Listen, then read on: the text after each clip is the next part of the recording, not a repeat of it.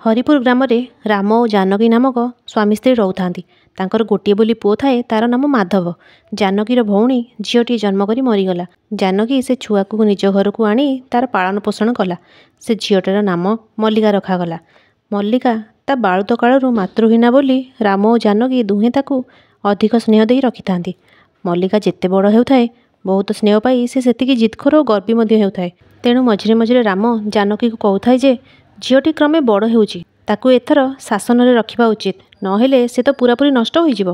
एकथा शुणी जानकी कहे, तमे कहीं एत राकुछ? कारण से तुम झील नुहे। मु ताकू एठाकू आनी बहुत बड़ भूल काम करिछि। एमिति समय बीती जाउथाए। मल्लिका एबे जड़े युवती झील हो गलानी। तेणु तापाई बरटीए खोजा होउथाए। किंतु से एते गर्वी जिदखोर खामखियाली जे जो प्रस्ताव आसे किछि ना किछि भूल देखाई से मना कर दिए। अनेक प्रस्ताव कटी कटी शेष को गिरिधर नामक एक युवक सहित मल्लिकार विवाह स्थिरीकृत है। मल्लिका हठात खूब भल व्यवहार करने को लगिला और सी नीरव रहिला।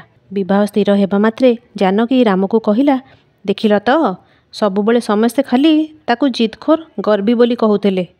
केते सुंदर स्वभाव आम झीर, केते सुंदर भाव से भद्र और शांत होई सबु प्रश्नर उत्तर देउथाए। एबे ता विषय आउ किछि अभियोग करिबो नाही, कौन बुझिल? स्त्रीर एभली कथा शुणी राम हसीदेला। से आउ किछि मध्य कहिला नाही। किछि दिन परे राम जानकी को कहिला, एबे मल्लिकार विवाह तो ठीक हो गलानी। माधव पाई मध्य कन्याटी जोगाड़ हेले एकाथरे काम छिड़ी जांदा। तमे कौन कहूच? जानकी कहिला, माधव पाई काहे केते व्यस्त? रामदेव कहिला, प्रकृत रे नारायण ता झील कमला पाई केबेठारु मते कहि रखिछि। कमला भारी भल झीलटीए। नारायण और रामदेव ए दुहें घनिष्ठ बंधु थे। जानकी नारायणर परिवार को बेस भल भाव जाने। नारायणर पुओ आकाश और माधव मध्य भी निबिड़ बंधुता थाए। जानकी नारायणर परिवार विषय रे भल भाव जानी थाए।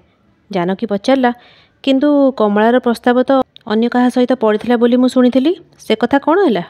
राम कहिला, से प्रस्ताव भांगीगला। तमे तो से कथा भल भाव जानिछ। जानकी कहिला, मु जानिछि से प्रस्ताव काहेकि भांगीगला। कमला बहुत मुहखोर, सेथिपाई। जेतेबेले स्वामी स्त्री ए विषय कथा हेउतले सेतेबेले माधव मध्य सेठी थिला। मार कथा शुणी से अत्यंत आश्चर्य हैला। से आउ ता निजको संभाली न पारी कहिला, माँ एकथा पुणी तुमे कहूच? तुमे तो ताको पिलाटी बेलू जानिछ, तथापि भी ता विषय तमे एपरी कथा कहूच? पुओ बड़ मनीषक मझिरे पशि कथा हेबाटा जानकी को मोटे भल लागिला नाही। तेणु से माधव को रागी करी अनाइला। मात्र माधवर सेथिरे कौनसी मध्य प्रतिक्रिया हैला नाही। से पुणी शांत भावरे कहिला, माँ तमे बोधे प्रकृत कथा किछि जानी नाह।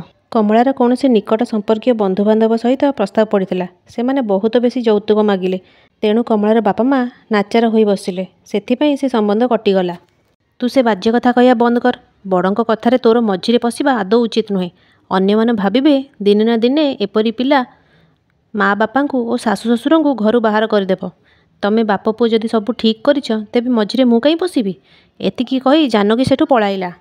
शेषकु मल्लिकार विवाह गिरिधारी सहित हैला। मल्लिका शाशु घर को गला। पुणी कमला भी बोहू होई एठाकु आसिला। जानकीर तो कमला प्रति आगुरु विद्वेष भाव थिला।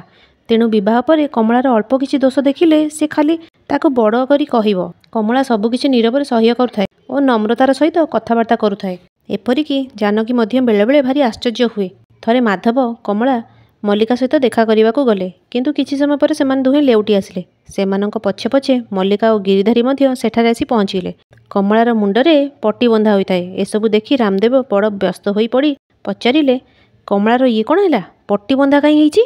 से प्रश्नर उत्तर कमला व माधव केही देले नाही। ज्वाई गिरिधारी कहिला, से कथा निज झियो मल्लिका को पचारंतु। ज्वाई पुणी रागी करी शाशु को अनाई कहिला, ये सबु आपणक आदरर झियर कृतित्व। जो दिन ठार से आम घर को बोहू होई आसिलानी, सेई दिन ठार तार राग जिद्दी और कड़ा कथा आमे सह्य करि चलचु। किंतु आजी कौनसी एक छोट कथारे से मो माँ ऊपर को गोटाए थालिया धरी फोपाड़ला।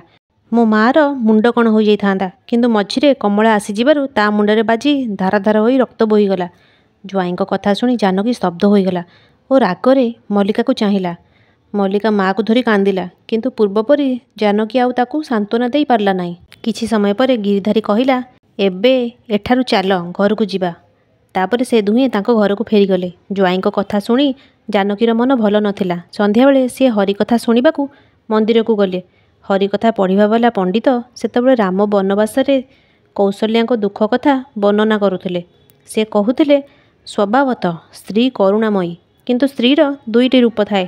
ମାଆର ରୂପରେ ସେ ସହନଶୀଳା ଓ ସ୍ନେହମୟୀ, ମାତ୍ର ଶାଶୁ ରୂପରେ ତା'ର ବ୍ୟବହାର ଠିକ୍ ବିପରୀତ। ନିଜ ଝିଅର ଦୋଷ ଦୁର୍ବଳତା ଘୋଡ଼ାଇବାରେ ସେ ଖୁବ୍ ବ୍ୟସ୍ତ ଥାଏ, କିନ୍ତୁ ବୋହୂ ପ୍ରତି ସେ ଅନ୍ୟ ପ୍ରକାର। ଯେତେ ଭଲ ବୋହୂ ହେଲେ ମଧ୍ୟ ସେ ଖୋଜି ଖୋଜି ଦୋଷ ବାହାର କରି ତାକୁ ଗାଳି ଦେବ, କିନ୍ତୁ ପ୍ରକୃତ ମାତୃତ୍ୱ ଯାହା ପାଖରେ ଥାଏ ସେ ନିଜ ଝିଅ ଓ ବୋହୂକୁ ସବୁବେଳେ ସମାନ ଆଖିରେ ଦେଖିବ। ପୁଣି ଏପରି ମା' ବି ଅଛନ୍ତି, ଝିଅ ବୋହୂ ଦୁହିଁଙ୍କ ଉପରେ ଅତ୍ୟାଚାର କରନ୍ତି। ସେ ମା' ନୁହେଁ, ବନ୍ଧ୍ୟା। ପଣ୍ଡିତଙ୍କର ଶେଷ ଶବ୍ଦଗୁଡ଼ିକର ପ୍ରଭାବ ସେ ଜାନକୀ ଉପରେ ବେଶ୍ ପଡ଼ିଲା। ସେ ବହୁ ସମୟ ଧରି ସେହି କଥା ଉପରେ ଚିନ୍ତା କଲା। ହରିକଥା ସମାପ୍ତ ହେବା ପରେ ସେ ଦୁହେଁ ଘରକୁ ଫେରିଲେ। ବାଟରେ ରାମଦେବ ଜାନକୀକୁ କହିଲା, ଶୁଣିଲ ତ, ପଣ୍ଡିତଙ୍କ କଥା ଅନୁସାରେ ତୁମେ ତ ବନ୍ଧ୍ୟା। ସ୍ୱାମୀଙ୍କ କଥା ଶୁଣି ଜାନକୀର ଆଖିରୁ ଲୁହ ଅବିରତ ବୋହି ଚାଲିଲା। ପରେ ସେ ଆଖି ପୋଛି କହିଲା, ମୁଁ ମାନୁଛି ଯେ ଆଜି ପର୍ଯ୍ୟନ୍ତ ମୁଁ ବନ୍ଧ୍ୟା ଥିଲି, କିନ୍ତୁ ଏବେ ମୋର ଆଖିରୁ ସେ ପରଦା ଖସି ଯାଇଛି। ଝିଅ ପ୍ରତି ସ୍ନେହ ଦେଖାଇ ମୁଁ ମୋ ବୋହୂ ପ୍ରତି ବଡ଼ କଠୋର ହୋଇଥିଲି। କମଳା ପରି ବୋହୂ ପାଇବା କେତେ ସୌଭାଗ୍ୟର କଥା। ମଲ୍ଲିକା ମା' ଛେଉଣ୍ଡ ବୋଲି ମୁଁ ତା ପ୍ରତି ଅଧିକ ଆଦର ଦେଖାଇ ତାକୁ ନଷ୍ଟ କରିଛି। ପ୍ରକୃତରେ ଦେଖିଲେ ପ୍ରତ୍ୟେକ ଝିଅ ତାଙ୍କ ଶ୍ୱଶୁର ଘରକୁ ଯିବା ପରେ ମାତୃହୀନା ପିଲା ପରି ହୋଇଯାଆନ୍ତି। ସେତେବେଳେ ଶାଶୁର ସ୍ନେହ ତା ପାଇଁ ଯଥେଷ୍ଟ ଆବଶ୍ୟକ। ମୋ କ୍ଷେତ୍ରରେ ମୁଁ ଯେଉଁଦିନ କମଳା ଓ ମଲ୍ଲିକାକୁ ସମାନ ଆଖିରେ ଦେଖିପାରିବି, ସେହିଦିନ ମୁଁ ନିଜକୁ ମା'ର ଯୋଗ୍ୟତା ପ୍ରାପ୍ତ କରିବି। ସ୍ତ୍ରୀର ମୁହଁରୁ ଏପରି କଥା ଶୁଣି ରାମଦେବ ବହୁତ ଖୁସି ଓ ଟିକେ ଆଶ୍ୱସ୍ତ ବି ହେଲେ। ତାପରେ ସେ ଥଟ୍ଟା କରି କହିଲା, ହଁ, ତୁମେ ପ୍ରକୃତ ମାତୃତ୍ୱ ପ୍ରାପ୍ତ କରିବା ଉଚିତ, କିନ୍ତୁ କମଳାକୁ ମଲ୍ଲିକା ପରି ସ୍ନେହ କରି ଯେପରି ଆଉ ନଷ୍ଟ ନ କର। ଏତିକି କହି ସେ ବହୁତ ହସିଲା। ଜାନକୀ ମଧ୍ୟ ତାଙ୍କ ସହିତ ହସିବାରେ ଲାଗିଲା। ସାଙ୍ଗମାନେ, ଯଦି ଗପଟି ଭଲ ଲାଗିଥାଏ ଲାଇକ୍, ସେୟାର, ସବସ୍କ୍ରାଇବ୍ ନିଶ୍ଚୟ କରିବେ। ଜୟ ଜଗନ୍ନାଥ।